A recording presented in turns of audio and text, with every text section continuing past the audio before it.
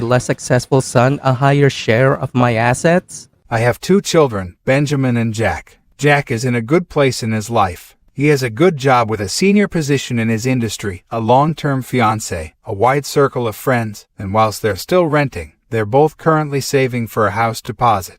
Benji, on the other hand, despite being the oldest, has not done as well in life. Benji has never had a girlfriend or a boyfriend, and has no friends that he visits. He did give university a try, but left both times in his first year due to anxiety. Today he chooses not to work. Benji and I have been living alone together for the last 6 years now, and I support him financially. I know that the situation is not ideal, however I've long since come to terms with the fact that Benji is a square peg trying to fit into a world of round holes, and as I'm getting older, I'm happy for his company. It's an arrangement that suits us both. I'm starting to get on in years, and recently my thoughts have turned to my children and what they will do after I'm gone. A few months ago I decided to update my will, and asked Jack for a meeting to address the changes. I let him know that in my updated will, almost all of my assets, both cash and property, will going to Benji. However, I'll be giving him a cash amount to help with his house deposit. My reasoning for this is that I know full well Jack is capable of looking after himself after I am gone, but without assistance Benji will always struggle. He is simply never going to have what Jack has. Jack did not take kindly to the news. He said that I'm effectively punishing him for having succeeded in life, where his brother has been allowed to not try and fail his entire life, and is now being rewarded for choosing to remain a NEET, so he can suckle on mama's teat. He said some more unkind things about his brother, and at that stage, I said that it was better that he leave until he could calm himself down. On the way out the door he told me that this was not about money or assets, but was yet another instance of me favoring and coddling Benji the way I have done his entire life, and claimed we were in an emotionally incestuous relationship. I told him to get out. This all went down 3 months ago, and since then, Jack will no longer accept my calls. He ignored my 66th birthday outright, not even a card, and at this stage I am not expecting to see him at all for Christmas, so it's going to be just me and Benji as usual. Other family members have since become aware of the drama and are telling me that my decision is wrong, and that by doing this, I am driving a wedge further between Jack and Benji when their relationship is already strained. Am I the asshole for my decision? I love both my children equally. But I can't go to my grave knowing that Benji will be out on the streets suffering without me. I know that Jack will never have to struggle in the same way Benji has, so I don't know why he even needs the money in the first place. I am frankly disgusted by his greed and lack of concern for his brother's future. My wife left me for another man, and after he got her pregnant, he left her. 9 months later, she showed up at my door. So my wife and I were married for 6 years and together for 9 when she left me. We were high school sweethearts, and I thought we had an amazing relationship. We were one of those couples that everyone was jealous of. I was head over heels for her, and I thought she was for me too. We had always talked about having a family, and for the first 3 years of our marriage, we were actively trying. However, we found out that I was infertile and we were devastated. It sent my wife into a depression, and for a while, I thought our marriage was going to fail. It was a really rough time for us. However, we eventually came to the decision that we would try to save up for in vitro fertilization, and that if that didn't work, we would look into other options. So we spent the next 2 years saving up every penny we could. It was hard, but we both really wanted children. I thought we were doing really well, and I thought that our marriage was stronger than ever. We finally had enough money to undergo the procedure, and we were just about to make an appointment, when my wife told me that she was having second thoughts. She said that she was worried that she would not be able to love a non-biological child as much as a biological one. I told her that I understood her concerns, but that I thought we should try anyways. She said she needed time to think about it.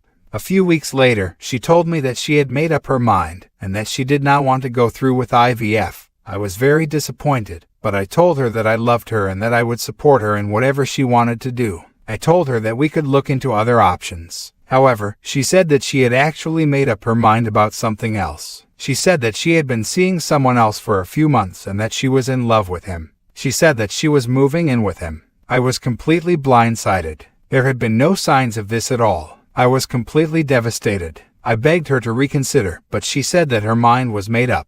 She left, and that was the last time I ever saw her. I was a complete wreck for a long time. I had no idea that anything was wrong in our marriage, and I had no idea that she was seeing someone else. I was in a very dark place for a long time, and I thought about ending things. However, I eventually sought therapy, and with the help of a therapist, I was able to work through my feelings and get to a better place. I was able to move on, and I eventually started dating again. However, I still thought about my ex-wife from time to time, and I always wondered what had happened to her. I had no way of contacting her, as she had changed her phone number and all of her social media accounts. So I was completely shocked when, 3 years after she left me, she showed up at my door. At first, I thought she was there to apologize for what she had done to me, but then I saw that she was holding a baby. She said that she needed to talk to me. She had a baby from him and he dumped her after she gave birth. She is begging me to take her back and I don't know what to do.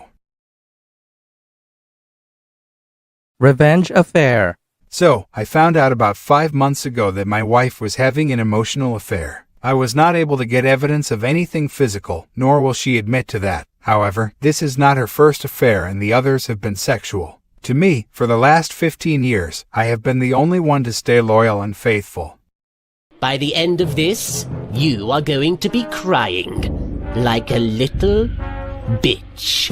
So here recently, like the last few weeks, I have been talking to someone who understands what I am going through because she has been through the same thing. It started as just needing someone to talk to so that I didn't go insane. We talk all the time now. A few days ago, she floated the idea that maybe I should give my wife a taste of her own medicine, that I should have some fun for once and see how she likes being cheated on. Now that she has said this, all the signs have clicked into place. All of the offhand comments she has made to me make sense now, and I believe that she wants to be the one that I get revenge on my wife with. Now, I am forced to admit that I find the idea intriguing. I have thought about it all the time over the last few days. I find myself thinking about what it would be like to make love to her and then tell my wife. I have even fantasized about recording it and letting my wife see it, without her retaining a copy of the video to replay later in court. I am not that stupid. This line of thought both excites me and frightens me. I find myself being drawn closer to the idea, yet my conscience keeps telling me that it is not right. That no matter what she has done, I cannot let myself stoop to that level and dishonor myself that way. That I should never want to inflict that kind of pain on my wife even though she has done it to me on multiple occasions. My wife says that she wants to fix things and change her ways. To her credit, she genuinely seems to regret what she has done. But she also showed regret after the first 2 affairs in our marriage. I also continue to find things that she lied to me about or hid from me, albeit they were all things from before I discovered the affair, nothing since then. Should I cut loose for once in my life and do what feels good, or should I stay the course and not give in to this desire? Do I give her a taste of her own medicine, or do I keep to the high ground? By the way, this is not a should I leave or should I stay post. I am weighing my options and discussing things with my wife. She is well aware that I have not decided whether or not I will stay with her. This is a moral question of an eye for an eye versus turn the other cheek. So, I did withhold a piece of information on this story because I wanted to get most people's honest responses about the situation without taking into account this one sensational piece of info. So, the woman that I have been talking to, who is encouraging me to have the revenge affair and hinting that she wants to be that partner, she doesn't know who my wife is or who my wife's affair partner is. The truth is that this woman is the mother of my wife's affair partner. Her son is the one that was having an affair with my wife. So when I say revenge affair, it is against not just my wife, but against her affair partner as well. Yes, I sought her out to befriend her so that I could eventually reveal to her that her son was the piece of shit that helped my wife do this. No, I had no intentions of developing anything more than a friendship. Yes, the revenge affair as well as the hints to it being her has been entirely her idea. She sent me nudes and I have to say that I know why my wife's affair partner's dad died. He fucked himself to death being married to her. Thoughts on this new piece of info? I didn't go through with it. I talked to the other person and explained my concerns. I told her that I really wasn't built that way to stoop to violating my own principles. I guess she didn't like that. She ghosted me and hasn't answered any more of my texts for the last 4 days. Suffice it to say, that avenue is closed. I didn't reveal that her son was my wife's affair partner. I just didn't want to ruin her image of her son. It isn't her fault that her son is a piece of shit homewrecker. She already has to deal with him being a criminal and a druggie. Why pile on? As for my wife, it has been since the beginning of August that I gave her a list of things to do before I would even consider reconciliation. I gave her a deadline of January 1st to complete the list. As of yet, there are 2 items left. They are the biggest items on the list. I am not confident that she can make the deadline. I have told her that the deadline will not be moved. She either does what I have asked by the 1st of the year, or I will not be willing to even try to reconcile. She has a week and a half. I will do her the courtesy of allowing her to have the full amount of time until the deadline passes. After that, she will have shown me that she can change and do right by finishing the list, or we will be getting divorced. I set the deadline for the 1st of the year as I am not heartless and don't want this to blow up during the holidays.